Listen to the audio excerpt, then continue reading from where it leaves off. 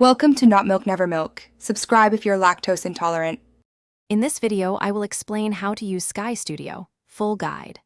Open Sky Studio and create a new project by tapping the plus icon, then name your project and choose a template.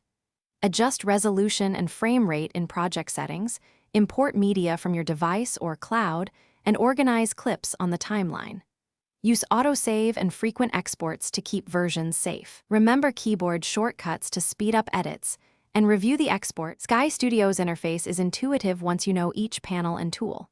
The preview window shows playback and scrub controls, while the timeline holds tracks and clips for editing. The media bin stores imports, and the effects panel offers transitions, filters, and keyframing.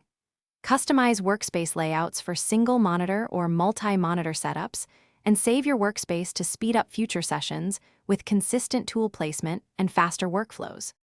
Record with Sky Studio by setting input devices and monitoring audio levels before hitting record. Use markers to note good takes and bad takes, and trim clips with ripple edit and slip tools. Apply color correction, stabilize shaky footage, and add keyframes for motion.